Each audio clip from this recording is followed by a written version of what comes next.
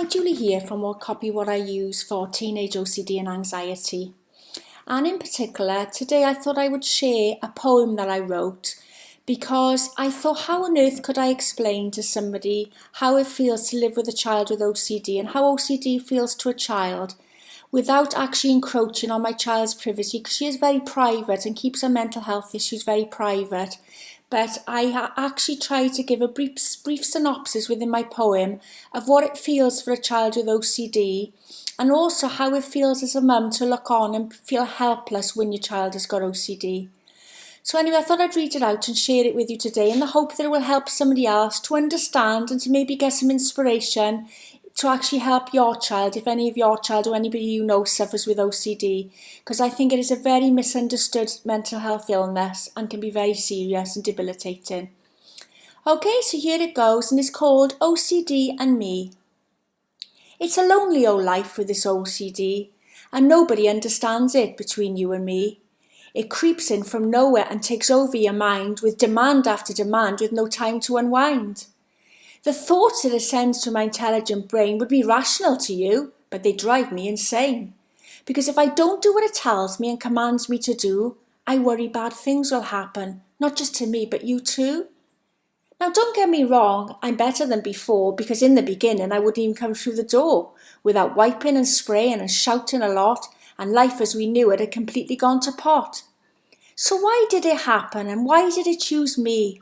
Well, to put it quite bluntly, it was because of a bully who found it quite funny to mock people's Achilles heel, and while others ignored it, to me it was a big deal. My anxiety levels, they just grew and grew until I got very ill, but nobody knew, not even my family, because that's how it had to be. It was our little secret, just OCD and me. The thoughts and the rituals, they got out of control, because as worries got bigger, so did OCD's role. My life was unbearable and everything a strain, as OCD just took over every aspect of my brain. Until boom, I hit meltdown, and then it got bad. To be honest, I was beginning to think I was mad. My attendance at school, well, it went right downhill, but I somehow got A stars, which gave a rare thrill.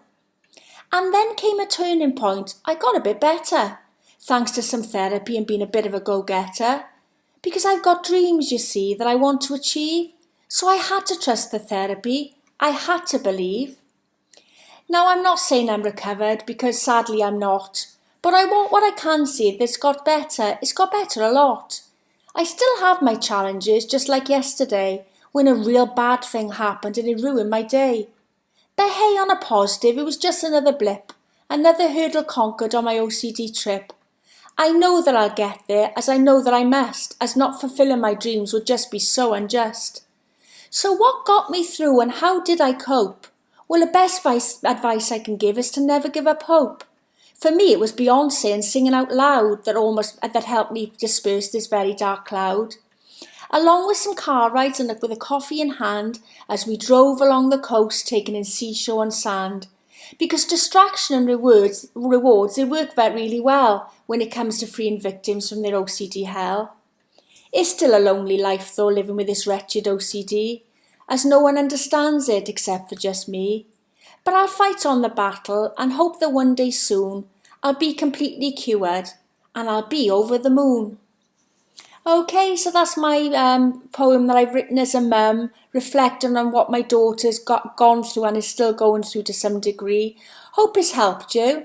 And I'd love it if you would join my group. I'm starting a group for other parents who've got children who suffer with extreme anxiety or OCD. And it's called the Greedy Monster Group, because OCD is very much like a greedy monster. It never gets full and keeps demanding more and more. Okay, so I'll actually put a link to my Greedy Monster Facebook group. Please join it. I'd love to actually hear other people's experiences of living with children with OCD. And please, please, please feel free to share this with others that you think will benefit, because that way we can raise more